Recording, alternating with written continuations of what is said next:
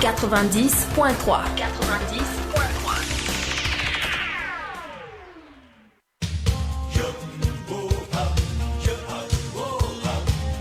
Le discours du président de la République Bassirou Diomaye Faye sur le racisme dans le sport et le maintien du statu quo dans les relations internationales. Quelle analyse en faire? L'assainissement de la presse prôné par la nouvelle administration. Quel enjeu et quelle finalité? Trump ou Harris? Et l'Afrique dans tout ça? Pour parler de toutes ces questions, L'Air du Temps reçoit ce dimanche 28 juillet 2024 Yoroba, sociologue, spécialiste en master de défense, sécurité et paix, et Marouba Fall, écrivain, romancier, poète et dramaturge. L'Air du Temps de 10h à 11h sur la 90.3 avec Alassane Samba Diop. Dimanche 28 juillet 2024, bienvenue à l'Air du Temps qui reçoit aujourd'hui donc M. Marouba Fall. Marouba est écrivain. Pas écrivain. C'est quelqu'un qui est en train d'écrire. Son dernier essai se lit littérature. J'écris donc je suis. Monsieur Marouba Fall, vous êtes professeur de lettres modernes de formation. Vous avez enseigné au collège puis au lycée avant d'assumer les fonctions de proviseur, ensuite de conseiller au ministère de l'Éducation nationale, retraité depuis 2010, dans laquelle vous avez créé Rouba Édition. Vous êtes actuellement le président de l'association des parents d'élèves AP du lycée d'excellence Sidna Limamoulaye de Guédiawaye, où vous avez professé de 1993 en 1999. Vous êtes poète, dramaturge, romancier, conteur, essayiste. Vous êtes aussi vous écrivez aussi dans votre langue maternelle, le Wolof. Votre œuvre distinguée par des prix internationaux de poésie en 1986 et 2017, un prix de la meilleure technique théâtrale en 1991 et est inscrite au programme officiel de l'enseignement du français. Nous sommes aussi avec Yoroba, qu'on ne présente plus au Sénégalais, qui est sociologue, qui est master 2 dans paix, sécurité et défense. Merci monsieur d'avoir accepté notre invitation. Le président Bassirou Diomaye Faye était en France lors de l'ouverture des JO. Il a tenu un discours en fusillant un peu ce qui se passe à travers le monde, surtout dans le monde du sport, où le racisme est devenu de plus en plus prégnant, où on voit souvent des athlètes noirs victimes de racisme. Quelle analyse peut-on faire de ce discours, Marouba Fall? Merci. Bon, je devrais préciser d'ailleurs pour vos auditeurs et pour vous-même, quand vous me présentez comme écrivain, je récuse ce statut pour dire que je suis écrivain. Ouais. Parce que pour moi, l'écrivain, c'est la postérité qui en décide. Oui. Je suis écrivain parce que je suis vivant. Absolument. Et je suis en train d'écrire. Oui. Et à chaque nouvelle œuvre, j'essaie de me parfaire, Tout à fait. n'est-ce pas? Et donc c'est une façon aussi de dire aux jeunes écrivains qu'on n'est pas écrivain tout de suite. Ouais. C'est un travail, n'est-ce long pas, processus. de longue haleine, Ouais. n'est-ce pas? C'est Tout ça. à fait. Donc, et pour répondre à votre question, c'est vrai que j'ai écouté le discours du président, n'est-ce pas, Diomaye Faye, qui a été invité au jeu, n'est-ce pas, qui prélude les JO de Paris. Et il a parlé quand même de cet ordre mondial qui devrait être revu, n'est-ce pas? Mais quand il a posé le problème du racisme, c'est à ce moment que j'ai entendu beaucoup d'applaudissements. Ce qui signifie que peut-être que c'est une question qui touche tout l'ensemble des sociétés. C'est vrai que le racisme dans le sport, qui se confond aussi un peu à la xénophobie, n'est-ce pas? C'est une difficulté à admettre, à accepter l'autre qui est différent, ou qui, quand c'est le cas de la xénophobie, qui est de trop, n'est-ce pas? Mais je pense que c'est relatif à la culture, relatif aussi à l'éducation. Parce que quand je prends un pays comme le Sénégal, où l'étranger se sent mieux que le Sénégalais, je me dis que c'est parce que nous avons une autre façon de voir les choses avec notre philosophie, qui fait qu'à l'intérieur, il y a le cousinage à plaisanterie, que ce Raphaël Ndiaye élargit en parlant de parenté à plaisanterie. Et il y a aussi la philosophie de nos anciens qui nous dit que l'homme est le remède de l'homme. L'homme, quelle que soit sa couleur, quelle que soit son appartenance, n'est-ce pas, c'est un être humain et nous devons, n'est-ce pas, l'accepter tel qu'il est. Mais dans les autres pays, peut-être qu'il faut revoir le problème du sport. Parce que je pense que les Jeux olympiques ou le sport, n'est-ce pas, ce n'est pas une activité seulement qui sert l'individu en tant que tel, qui lui apporte quelque chose, mais qui doit le rapprocher des autres. De la même manière qu'au sortir des grandes guerres, il y a eu la SDN, ensuite l'ONU, c'est-à-dire que aussi c'était une manière de rendre les sociétés pacifiques par le sport. Mais le sport doit être lié à la culture et à l'éducation. C'est pourquoi, d'ailleurs, j'ai envoyé un message oral à Madame Khady Diène Gaye, ministre de la Jeunesse, de la Culture et des Sports, pour lui dire qu'elle a une aubaine. Parce que ce n'est pas un département trop grandiose comme le pensent certains. Au contraire, on donne ici l'opportunité à un ministre de rassembler des éléments qui sont complémentaires, n'est-ce pas? Que serait la jeunesse a besoin de la culture, n'est-ce pas? Le sport. Et dans le sport chez nous, le sport est toujours allié à la culture. Vous voyez les bacs, les chants, ceux qui interviennent, etc. Et même l'éducation. Nous avons besoin de ça. C'est une façon d'éduquer les gens. Parce que le sport, ce n'est pas... Et d'ailleurs, j'ai entendu le président dire que au sport, ce n'est pas la compétition. C'est-à-dire qu'il n'y a pas de rivalité. Le sport, c'est un appel au dépassement de soi. Et moi, j'avais l'habitude de dire à mes élèves, n'est-ce pas, il ne faut pas penser que parce que vous avez 5 sur 20, que votre camarade a 10 sur 20, que vous êtes plus faible. Votre devoir, c'est, puisque vous avez 5, au prochain devoir, ayez 7, etc. C'est battre son record, comme le disent. Et je le dis aux jeunes écrivains. Moi, par exemple, en tant qu'écrivain, mon rival, ce n'est pas un autre écrivain. C'est moi-même. Il faut que je batte mon propre record. C'est pourquoi, d'ailleurs, je dis que je ne suis pas écrivain, je suis écrivain. Et cette situation aujourd'hui de sport, qui devait être une société qui rassemble, aujourd'hui, on prend de plus en plus de racisme qui monte, surtout en Europe. Merci, Alassane. Je voudrais d'abord commencer par dire à mon épouse, certainement, qui m'écoute, que je suis en face de son ancien professeur, c'est elle-même qui me l'a dit ce matin, et qu'à ce titre, elle lui doit un alarme. Alors, je voudrais ajouter, d'abord saluer, vous saluez vous, Alassane, saluer tout le personnel de iRadio, et puis les amis que j'ai ici, et Mamoudou, bien entendu, et mon ami, le très savoureux, le très succulent Iboufal. Ouais. Vous m'avez invité en me précisant que ce n'était pas le politique qui était invité, mais bien l'intellectuel, le sociologue. Absolument. Alors, je voudrais me comporter alors en sociologue. Et c'est en première année de sociologie qu'on nous apprend qu'un sociologue doit se méfier des préjugés et des évidences du sens commun. En fait, et c'est Bourdieu qui le dit, le fait se conquiert contre l'illusion du savoir immédiat. Cela veut dire quoi?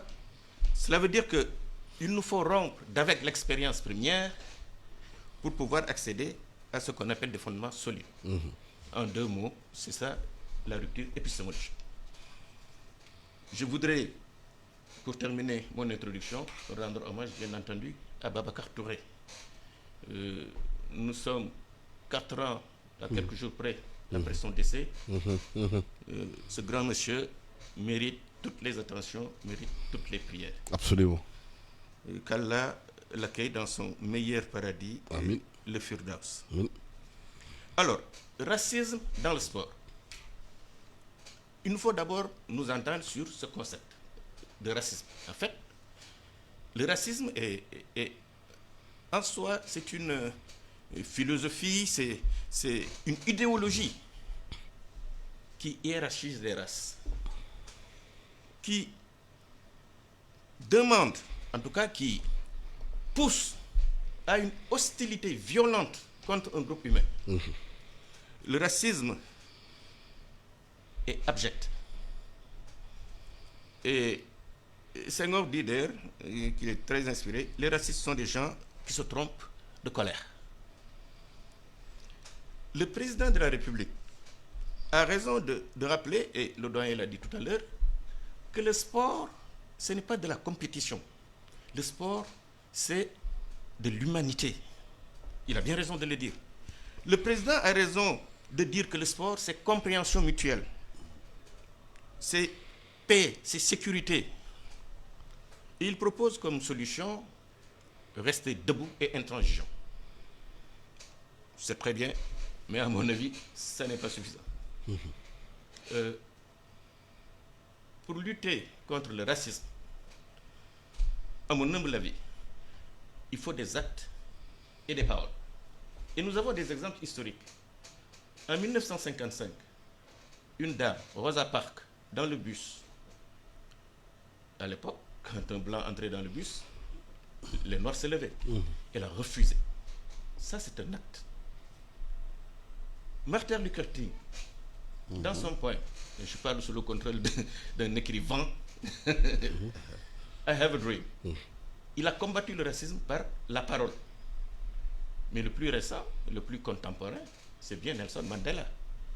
Il a combattu le racisme par la parole et par l'acte. Alors, qu'est-ce qu'il faut faire maintenant? Si on passe cette étape historique, moi personnellement, je propose que par l'éducation, je pense que le doyen l'a dit, par la communication, qu'on parvienne à inculquer dès les jeunes âges dans la tête de nos enfants comment le racisme est abject. Je pense que si on commence par ça, si on fait de la communication, mais ça ne suffira pas. Il faudra aussi sanctionner. Donc, éduquer, communiquer, sanctionner en légiférant. Je pense que c'est là quelques solutions, pistes de solutions, exactement, des débats, la culture, c'est des choses importantes. Des ateliers où les gens discutent. Mais sanctionner, chaque fois qu'un spectateur jettera une banane ou fera des cris de singe, sanctionner par la poche des amendes, mais sanctionner au besoin par la prison. Et je termine en rappelant que, au fond, on n'est pas raciste. On est dans une société raciste. Voilà. Et comme toutes les choses, si le racisme s'apprend, eh bien, il peut se désapprendre. Le président a aussi abordé des questions importantes, le statu quo dans les relations internationales, qui fait que toujours les pays subissent le dictat des puissants sur le plan international. Bon, je pense que je voudrais donc, sur le sillage de mon ami Yoruba, dire que le problème du racisme, comme il l'a expliqué, ça remonte de loin, il en a fait l'historique. Et maintenant, comme je l'ai suggéré, n'est-ce pas, je pense que pour régler le problème-là, il faut passer par l'éducation, par la culture. Et comme je l'ai rappelé, nous, Sénégalais, notre culture ne nous prédispose pas au racisme. La philosophie chez nous ne nous prédispose pas à cela. Et je pense que ceux qui ont préconisé le sport comme une méthode de pacification des relations entre les sociétés ont compris. À l'origine, il s'agissait bien sûr de purifier la jeunesse. Parce que tout commence par là. Pour régler le problème du racisme, il faut former la jeunesse qui va prendre les choses en main. Donc c'est pourquoi la culture et l'éducation, surtout l'éducation, à l'école, parce qu'à l'école aussi, il y a le sport qui est institué. Et chez nous, il y a l'UASU. On rassemble les élèves de beaucoup de régions quelque part, n'est-ce pas, pour favoriser le brassage au niveau national. Et les Jeux olympiques aussi favorisent le brassage au niveau international. Le statu quo dont nous parlons, c'est-à-dire laisser les choses se faire parce que je pense que aussi on peut reprocher cela aux nations qui croisent les bras, parce qu'on a des choses à faire. Et je pense que c'est pourquoi justement les Jeux olympiques ont été prônés, ont été institués pour permettre à la jeunesse du monde de se rencontrer, pour se comprendre, n'est-ce pas, et de construire, comme le dit le président de la République, un monde meilleur, n'est-ce pas. Donc, je pense que aussi, il faut faire l'état des lieux, voir ce qui se passe, et évaluer, chacun réagit selon, n'est-ce pas, ses moyens, selon aussi ses croyances. Et je pense que nous parlons de plus en plus de diversité culturelle et linguistique. C'est cela. Nous allons vers ce que Senghor appelle une civilisation de l'universel, pas une civilisation universelle, parce qu'à la civilisation de l'universel, chacun apporte ce qui l'identifie, n'est-ce pas? Parce qu'il faut qu'il y ait la complémentarité. C'est ça l'enrichissement. Il ne faut pas un monde uniforme. Les gens ne peuvent pas penser de la même manière, sentir de la même manière, avoir tout simplement les mêmes valeurs, etc. Mais aussi, il faut conjuguer, n'est-ce pas, les cultures, les langues, les croyances, etc. Et je pense que c'est ce qui nous mènera à ce que Senghor appelle, n'est-ce pas, et ce que le président parle de la fraternité. J'ai lu dans son discours, il parle de fraternité humaine, n'est-ce pas? Il y a aussi le statu quo dont a abordé le président par rapport aux relations internationales, où les puissants maintiennent toujours les plus faibles dans une situation aussi de faiblesse, où les faibles aussi peut-être acceptent cette situation. On voit un peu de plus en plus des pays se battre, essayer de sortir du système, comme les BRICS, essayer de trouver un autre système de sortie de crise, entre guillemets. Vous avez raison, Alsan. Je voudrais d'abord affirmer dès le départ que le statu quo est inacceptable. Il est inacceptable parce qu'il est injuste. Le président a parlé de dénoncer l'évasion fiscale. Il a parlé de flux financiers illicites. Il a dénoncé la transition énergétique qui est injuste parce que des pays qui utilisent le charbon nous refusent des financements extérieurs pour que nous puissions exploiter notre gaz. Donc, au total, sans compter la gouvernance mondiale, que ce soit à l'ONU, où on le sait, il y a un conseil de sécurité qui peut tout empêcher ou tout autoriser, la gouvernance mondiale, la gouvernance financière mondiale, toutes ces choses sont injustes et de toutes les façons inacceptables. Et c'est ça le statu quo. Que faut-il faire? À mon avis, c'est un combat difficile. Parce que les relations internationales et l'instrument qui est utilisé, la diplomatie, sont des relations de puissance. Madame, si tu permets une petite digression en Wolof, Douma, Koumen Samarom, Douma. Absolument. Cela ne veut pas dire qu'il faut être dans la compromission permanente. Mais à mon avis, il faut des compromis justes pour avancer. Parce qu'il y a un réel problème. Il y a les pays qui ont l'énergie fossile, qui veulent s'appuyer sur le charbon, sur le gaz, sur le pétrole pour développer les entreprises. Mais de plus en plus, le discours mondial, c'est de laisser ces énergies fossiles aller vers ce qu'on appelle les énergies propres.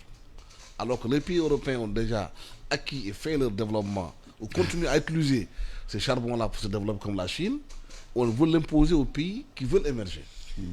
Vous savez, Alsan, je parlais d'injustice tout de suite. Ce n'est pas seulement d'ailleurs dans la transition énergétique, c'est inacceptable. Vous l'avez dit, et je pense que tout homme raisonnable, c'est qu'il n'est pas possible que des pays se soient industrialisés par ce moyen-là, se soient développés, et qu'aujourd'hui, nous qui essayons d'émerger, parce que nous on parle d'émergence, que l'on nous empêche d'utiliser le gaz, le pétrole ou même le charbon. Et c'est d'autant plus inacceptable qu'eux-mêmes utilisent le charbon, qui est beaucoup plus, j'allais dire, toxique. Mais ce n'est pas seulement ça qui est le problème, en fait, dans l'idéologie mondiale. Même la démocratie, je vais peut-être surprendre un peu. Je dis souvent quand je discute avec des intellectuels, est-ce qu'ils connaissent un pays que ce soit démocratisé d'abord, développé ensuite? En tout cas, personnellement, je n'en connais pas. Quel que soit le pays. Ça ne veut pas dire qu'il ne faut pas de la démocratie, attention. Je suis juste en train de dire qu'on nous impose parfois des idées, des comportements, des manières de faire, alors que, historiquement, les gens n'ont pas utilisé ces moyens-là pour arriver là où ils sont. Absolument. Et donc, au total, il faut que nous sachions que ce statu quo-là ne peut pas continuer, il ne peut pas perdurer, mais encore une fois, comment faire pour que ça change sans que, voilà, nos pays, parce que je donne souvent, et c'est malheureux, vous avez un pays comme la Libye, il y a quelques années, sous Kadhafi, ce pays, il n'y avait pas de chômage, l'électricité était gratuite, l'eau gratuite, tout le monde avait des maisons. Mais parce qu'un jour, M. Sarkozy a craint que le président Muammar el-Kadhafi montre ou démontre que c'est lui qui a financé sa campagne, on a rassemblé l'OTAN. Absolument. Et on est allé faire de la Libye ce qu'elle est actuellement.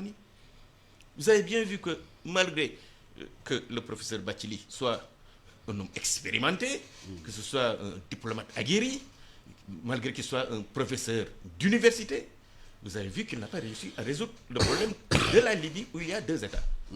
C'est sa chance-là que nous autres pays, vous avez parlé des BRICS, le président a parlé, et moi-même je parle du Sud global.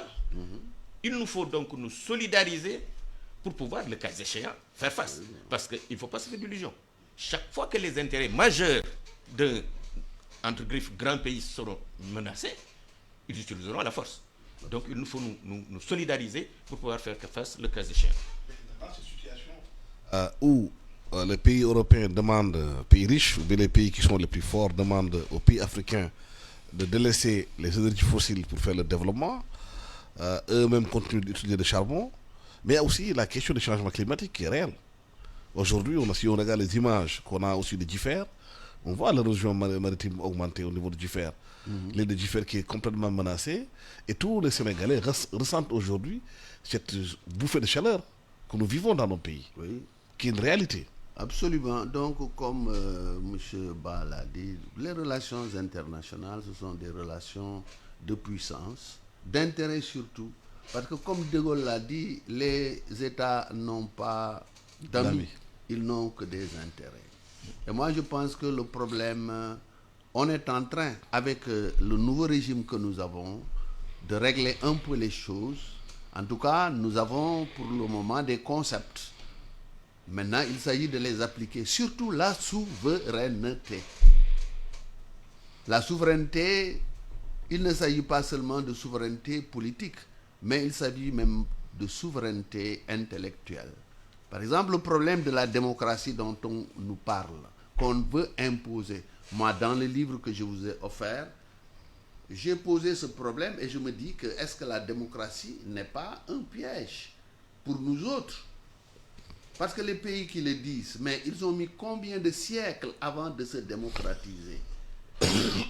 Dans ces pays-là, nous avons des rois ou des reines, des empereurs, etc. Et nous, nous sommes indépendants depuis quelques 60 ans, etc. Nous sommes des jeunes pays encore. Nous n'avons pas encore pu régler certains problèmes de restructuration et on veut que nous nous hissions déjà à la hauteur de ces pays. Moi, je pense qu'il faut revoir les choses. Bon, on ne peut pas être aussi démocrate qu'ailleurs. D'ailleurs, vous voyez, dans nos pays marchent à deux vitesses. Il y a l'élite occidentalisée qui fonctionne, qui essaie de fonctionner comme les Occidentaux, et il y a la majorité du peuple qui ne comprend pas. Chez nous, le président, moi, borom dëkk bi, xam nga borom réew mi, ça n'a rien de... C'est ça, le grand problème. Donc, moi, je pense que... la question d'aujourd'hui, des changements climatiques qui sont réels. Oui, mais oui, justement. Que nous vivons. Mais les grands responsables, c'est qui? C'est les pays industrialisés.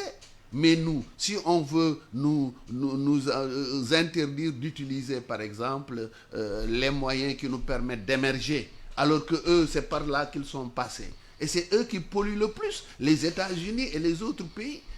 Alors, si on les suit, nous resterons toujours, n'est-ce pas, sous leur coupole, n'est-ce pas? Donc, je pense que il faut réfléchir par nous-mêmes, choisir nos propres moyens pour aller vers le développement, mais tant que nous les écouterons, nous n'irons pas très loin. Donc, c'est pourquoi le concept de souveraineté, moi, ça m'intéresse beaucoup, parce qu'il faut prendre les choses en main. Prendre les choses en main, d'ailleurs, nous y reviendrons pour le dernier sujet que vous avez programmé, n'est-ce pas? Et la question aujourd'hui de la difficulté de se développer avec les énergies fossiles, en même temps la réalité des changements climatiques. Vous avez raison, Alsan, d'insister sur cette question. Tout dernièrement, on a vu les de Diffère, ce qui se passe là-bas. L'eau est en train d'avancer de façon dangereuse. La chaleur que nous vivons aujourd'hui, on la ressent. Tout le monde a ressenti qu'il y a une augmentation de la chaleur. Je suis d'accord avec vous, Alsan. J'ai une petite fibre d'air environnementaliste. Et à mon avis, le meilleur développement, c'est le développement durable. Mais encore faudrait-il qu'on nous en donne les moyens. J'ai dit que quand les partenaires étrangers refusent de financer les énergies dites fossiles, pour soi-disant combattre, comme vous l'avez appelé, le changement climatique et autres. Et pendant ce temps, eux-mêmes utilisent le charbon, mais il y a quand même un problème. Oui. Ça, c'est le premier problème. Lorsqu'on regarde les statistiques, nous savons tous, et le doyen l'a dit tout à l'heure, que les États-Unis, d'ailleurs, eux, surtout sous Trump, mais sincèrement, la question environnementale ne les intéresse pas. Nous sommes conscients des méfaits, des dégâts. Mais si le système financier mondial offrait d'autres perspectives, s'il disait, bon, d'accord, on ne finance pas l'exploitation des énergies fossiles, mais que par ailleurs, voilà comment on va financer votre développement, si des propositions acceptables étaient faites, mais nous sommes preneurs. Parce que personne n'a envie, dans ce monde, que le monde continue à s'échauffer, etc., sans que nous sachions comment tout cela va se terminer. Mais le problème est que il faut, encore une fois, de la justice. Il faut que les gens se rendent compte que... Parce qu'au fond, si tout allait dans tous les sens du point de vue climatique, les Africains ne seraient pas les plus gros perdants. Hein. Ça aussi, il faut le dire. Donc, il faut que les relations internationales soient redéfinies de manière plus juste, de manière plus égalitaire. Je rappelle que vous suivez L'Air du Temps, qui reçoit Yoroba, sociologue, master de défense, sécurité et paix, et Moro Bofal, écrivain, qui aussi produit aussi des livres. Moro Bofal, le troisième point de notre débat, c'est par rapport justement à l'assainissement de la presse prônée par la nouvelle administration. À votre avis, quels sont les enjeux et quelles sont les finalités? Bon, je pense que de plus en plus, on pose ce problème de la presse. La presse qui doit informer juste, n'est-ce pas? Mais on constate de temps en temps des dérapages. Ce n'est pas nouveau, hein? Moi, depuis l'avènement de Abdoulaye Wade, le grand-père qui a laissé faire, moi, je me suis dit que, bon, si les choses continuent comme ça n'ira pas. Et d'autres n'accepteront pas que, par exemple, un chef d'État, vraiment, on lui manque de respect, on le traite de tous les noms, etc. Parce qu'il ne faut pas confondre aussi liberté d'expression et libertinage. Et puis, comme je reviens toujours à la culture, tout est problème, même la communication est un problème de culture. Nous avons notre manière, même de critiquer les gens, mais, n'est-ce pas, on enrobe, n'est-ce pas, la parole, n'est-ce pas, wax dañ koy wodd, n'est-ce pas, on n'affronte pas directement les choses là. Quand on veut critiquer quelqu'un, on peut le faire. Il y avait des mécanismes dans nos sociétés traditionnelles, le khahar, le tahuran, etc. Tout ça, des allusions comme ça. Peut-être que nous avons beaucoup avancé, mais il faut aussi avancer avec notre culture, avec nos mentalités.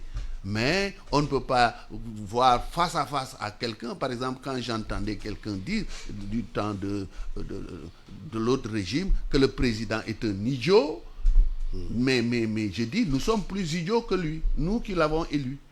Donc, moi, je pense qu'il faut aussi qu'on voit qui doit parler. Et des fois, ce ne sont peut-être pas les journalistes eux-mêmes qui sont formés à bonne école, mais c'est les chroniqueurs, des gens qu'on ramasse partout et à qui on tend un micro ou qu'on amène et qui veulent faire du show.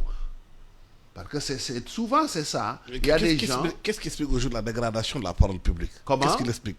La dégradation de la parole publique, qu'est-ce qui l'explique? C'est dû au fait que l'éducation qu'on donne aux enfants n'est plus celle qu'elle était. Bon, l'école ne fait plus le travail qu'il faisait. Qu'est-ce qui se passe? Bon, moi je pense que c'est qu'on donne la parole à des gens qui ne méritaient pas de prendre la parole, tout simplement. Parce que quand même, le Sénégal est un pays bien connu pour sa trajectoire, mais à un moment donné, avec l'explosion des médias, avec les réseaux sociaux, tout le monde a sa presse, tout le monde a sa télé, etc. Les gens parlent n'importe comment et des fois, des gens qui ne maîtrisent ni le Wolof, ni le français. Donc c'est ça, hein? C'est peut-être cette ouverture qui devient vraiment assez... c'est vraiment la débauche, n'est-ce pas? C'est ça, mais je pense que les bons journalistes, on les connaît, n'est-ce pas? Ils font leur travail comme il faut, mais je pense qu'il faut quand même crier haro. Il faut que ça cesse, parce qu'on n'a pas le droit, même s'il ne s'agit pas du chef de l'État ou des autorités, mais même en politique, il y a quand même la façon de s'adresser. Il faut des débats d'idées, mais pas des débats de personnes. Il ne faut pas entrer dans la vie privée des gens, n'est-ce pas? Ce n'est pas normal, ça, et c'est inacceptable. Hein. Et on va sur ce débat sur l'assainissement de la presse promené par la nouvelle administration. Voilà, tel que intitulé assainissement de la enjeu presse. et quelle finalité? La réponse à mon niveau, c'est un seul enjeu, une seule finalité. Il faut sauver le soldat presse. Je suis en train de terminer un texte que j'ai intitulé 100 jours plus tard. 100 jours plus tard. 100 jours plus tard. C'est pour parler des 100 jours du nouveau régime. Et les deux premiers éléments au passif, il y a beaucoup d'actifs, je le dis pour que les gens comprennent bien. Les deux premiers éléments au passif de ce texte-là, c'est la confrontation avec la presse des nouvelles autorités. C'est aussi le défi institutionnel, pensant à la DPG. J'ai lu le communiqué du ministre en charge justement de la communication.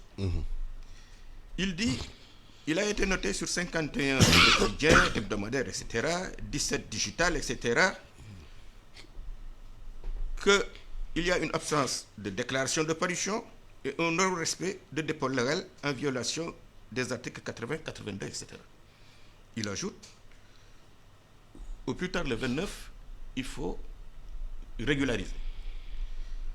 Et puis il dit qu'il y a une violation aussi de l'article 94 du Code de la presse qui stipule que l'exercice de toute activité d'édition, de distribution et de diffusion de services, etc., est soumise et subordonnée à une autorisation délivrée par le ministre chargé de la communication. Mais que malheureusement, ce n'était pas le cas. Alors ça, nous aimons beaucoup les journalistes, mais sur ces deux, le ministre a parfaitement raison. Ça aussi, il faut dire les choses comme elles sont. Le sentiment que j'ai, et je commence par ça, parce qu'il y a une deuxième partie dans mon intervention, le sentiment que j'ai est que les journalistes qui sont extrêmement jaloux de leur liberté, à juste titre, ne se donnent pas les moyens de leur liberté. C'est un sentiment. Parce que pour pouvoir jouir totalement de sa liberté, il faut se mettre en règle. Ouais. Donc, sur ces deux points, sur ces deux faits que le ministre souligne, sincèrement, je demande à nos amis, à nos frères journalistes, surtout qu'ici c'est un problème financier, de se mettre à jour. Il y a deux autres éléments. J'ai lu dans la presse il y a quelques jours ou quelques semaines que je pense que c'est des conventions de publicité entre l'État et la presse qui avaient été supprimées, arrêtées. Sans compter que dès le début, dès l'installation du nouveau régime, la fiscalité sur la presse en particulier, sur toutes les autres entreprises, a été devant l'actualité. Alors, sur ces deux faits, je voudrais d'abord dire que c'est vrai, la fiscalité, il faut la payer, mais encore faudrait-il pouvoir la payer. Et je voudrais dire que, et attirer l'attention de nos autorités sur le fait que, au Canada, en ce moment, il y a un concept qu'ils appellent, comment ils appellent ça déjà, en quelque sorte, la conception, ou la perception plutôt, justement, des populations vis-à-vis d'un acte posé. Finalement, c'est cela la réalité, même si ce n'est qu'une perception.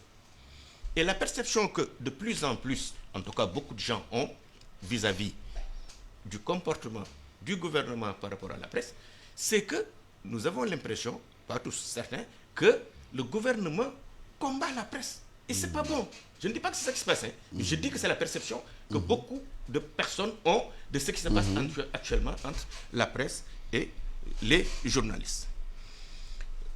Quelque part, ils ont un peu raison. Et le doyen a commencé à souligner ce qu'il faut que les journalistes fassent quand même pour se faire un peu plus respecter. À ce niveau, si tu permets, Alsan, j'ai là un livre écrit par un de vos éminents confrères qui s'appelle Oumar Seck Ndiaye, qui est mon ami, qui lui-même dit de manière très claire que la construction de l'opinion médiatique est importante pour que les médias et les hommes politiques continuent d'exister par le mensonge. Autrement dit, politique et journalistes s'associent pour pouvoir continuer d'exister par le mensonge. Mais ça, ce n'est pas acceptable. Ni pour le politique, ni pour le journaliste. Et dans ce même livre, lui-même cite un monsieur qui s'appelle Ignacio Ramonet, du Monde diplomatique, qui a fait un article en juillet 2023 et qui dit ceci. Chacun constate que, comme la nourriture, l'information est contaminée. Elle nous empoisonne l'esprit, nous pollue le cerveau, nous manipule, nous intoxique. Elle tente d'instiller dans notre inconscient des idées qui ne sont pas les nôtres. C'est pourquoi il est nécessaire d'élaborer ce qu'on pourrait appeler une écologie, on parlait justement d'écologie tout de suite, une écologie de l'information, afin de nettoyer, de décrasser l'information de la marée noire des mensonges. Il ajoute mensonges d'État, mais moi je dis mensonges. Tout ça pour dire quoi? Qu'il y a une autocritique qu'il faudrait que nos journalistes fassent. Absolument. Mais il faut que l'État aussi sache raison garder. Parce que la presse est constitutive et co-substantielle à la démocratie. Et si l'État ne fait pas attention, les nouvelles autorités, je suis obligé de revenir sur une réflexion, qu'on peut juger pertinente ou pas, de mon homonyme et votre collègue, Yoro Dia. Yoro Dia, dans une comparaison, il faut le dire, très osée, dit que Hitler, c'était le populisme d'abord, le coup d'État raté, la prison, l'élection, le pouvoir. Et installé au pouvoir, qu'est-ce qu'il a fait? Il supprime la démocratie. Il instaure un gouvernement sans presse, et ça c'est le danger, et il harcèle les magistrats. Et bien, on aboutit à un autre traduit qui est exécrable. Donc, il faut que, pour que les populations ne pensent que c'est sur ce chemin que nous sommes, que les nouvelles autorités, quand même, fassent attention dans les rapports qu'ils ont avec la presse. Absolument. Il doit y avoir des solutions, quand même, pour que la presse paye, parce qu'il faut payer, comme tout le monde. Moi, je ne considère pas que la presse ne doit pas payer, mais la solution, c'est d'abord un up interne de nos amis journalistes, mais après, des assises comme celles organisées pour la justice entre l'État et la presse. Je pense que si on procède de cette manière, on peut trouver des solutions. Donc moi je pense que je vais intervenir sur deux problèmes. Le problème de la qualité de l'information. J'ai parlé d'informer juste, n'est-ce pas? Parce que ça c'est le devoir du journaliste. Parce que moi je parle en tant que consommateur. Donc moi, quand j'écoute la radio ou la télévision, c'est ce que j'attends. Qu'on m'informe juste. Qu'on me dise exactement ce qu'il y a, n'est-ce pas? Maintenant, l'autre problème, c'est la relation entre le gouvernement et la presse et c'est toujours la même chose, hein, on a l'impression que quand le gouvernement peut-être élève la voix, c'est pour embrigader la presse, la mettre coûte que coûte de son côté, alors que aussi, je pense que si le journaliste doit informer vrai, juste, n'est-ce pas, il ne s'encombre pas d'orientation. Et je pense que, comme il l'a dit, n'est-ce pas, sans une presse libre, indépendante, vraiment, je pense que la démocratie, n'est-ce pas, va tout simplement s'effondrer de sa belle manière. Parce que une bonne presse constitue, n'est-ce pas, la vitalité d'une société, n'est-ce pas. Donc, je pense que ces temps-ci, on a pensé que peut-être le gouvernement voulait tout simplement mettre des bâtons dans les roues de la presse avec le problème du fisc et tout cela, et encore ces problèmes de dépôt légal. Et pourtant, c'est normal. Même les écrivains, quand on sort un ouvrage, on doit quand même faire un dépôt légal pour qu'on sache. Parce que c'est Mein Kampf, c'est ça, c'est parce qu'il ne faut pas laisser aussi sortir des idées qui corrompent la société. C'est mauvais. Et le mensonge aussi ne doit pas prospérer, si bien que nous puissions permettre l'avènement de personnalités dans un État, n'est-ce pas? Vous voyez ce qui se passe aux États-Unis avec Donald Trump, qui est une bête de scène, qui utilise les médias en sa faveur, etc. Donc, moi, je pense que il faut des états généraux que les gens, n'est-ce pas, mettent carte sur table. Nous, l'État doit laisser les journalistes exercer, n'est-ce pas, leurs fonctions sans pression, mais aussi de leur côté aussi, il faut une autocritique, et les gens de la presse aussi doivent extirper de leur sein les mauvaises graines. Là, moi, je pense que c'est ça. Ça me permet d'aller parler aujourd'hui de ce qui se passe aux États-Unis. Trump ou Harris et l'Afrique dans tout ça. Merci Alsan. Là, vraiment, je vais certainement vous surprendre. Mais je l'ai dit tout de suite. Les relations internationales sont des relations de puissance. Et le doyen a ajouté à juste titre des relations d'intérêt. En fait, justement, c'est les relations de puissance qui justifient et expliquent ces relations d'intérêt. Le doyen l'a dit aussi, on le dit tout le temps, mais il faut le répéter tout le temps également. De Gaulle nous dit que les États n'ont pas d'amis, ils n'ont que des intérêts. C'est devenu banal, mais ça reste une vérité qu'on ne peut pas...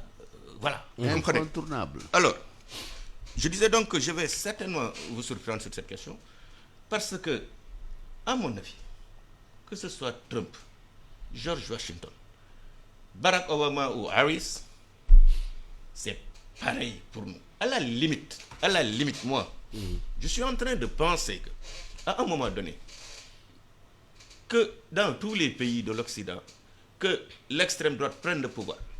Parce que je pars d'un postulat simple, Alsan. Le besoin crée l'organe. C'est aussi simple que ça. À partir du moment où nous serons délaissés à nous-mêmes, nous serons bien obligés de nous organiser pour sortir de l'état de sous-développement dans lequel nous sommes. Tant que... Et regardez l'Asie. Tant qu'on comptera sur des chefs d'État d'autres pays pour nous développer, nous ne nous développerons jamais. Alors, donc, encore une fois, Harris, Trump, Barack Obama ou un autre, sincèrement, à mon niveau, c'est exactement la même chose. Organisons-nous pour pouvoir nous sortir de notre situation par nous-mêmes. Et encore une fois, l'avantage qu'il y aurait à avoir des chefs d'État qui ne s'occupent pas de nous, comme Trump qui a fait 2 mandats sans jamais mettre les pieds en Afrique, l'avantage qu'il y aurait à ça, c'est que l'organe le besoin créant l'organe, nous allons créer les organes qui vont nous permettre de sortir de notre situation.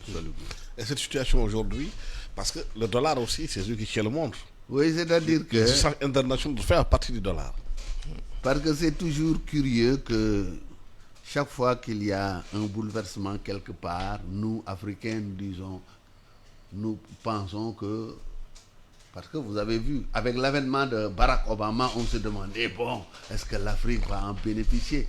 Mais les Américains, partout ailleurs, hein, mais d'ailleurs, Trump avait raison. America first. D'abord, chacun pense d'abord au développement de son propre pays. Oui, mais parce que tu as comme une diaspora sénégalaise, c'est une diaspora sénégalaise très importante aux États-Unis. Oui, même en France, tu as des jeunes Sénégalais qui vont au Nicaragua aujourd'hui pour trouver de l'emploi, qui sont peut-être dans la rue à Washington, à New York. Le Sénégalais, il est partout. En France. Et cette diaspora envoie beaucoup d'argent aussi. Oui, je sais. Pour les locaux. C'est bien. Même au Sénégal, il y a beaucoup de Français, etc.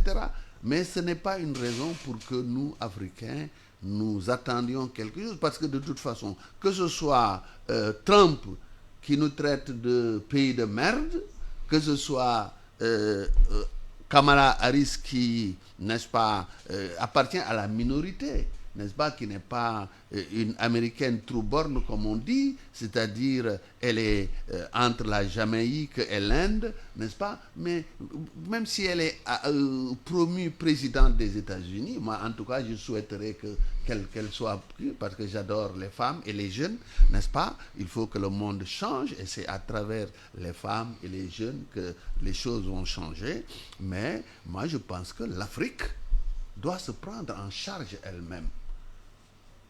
Se prendre en charge en agissant. Je vous ai offert un compte là. Faracini, l'anagramme c'est l'Africain. Et prenez votre stylo, écrivez Afrique. Vous trouverez une question. Qui fera? Avec les mêmes lettres. Afrique, qui fera? Ça signifie que on doit cesser de parler, de regarder à gauche et à droite, d'attendre. Agir.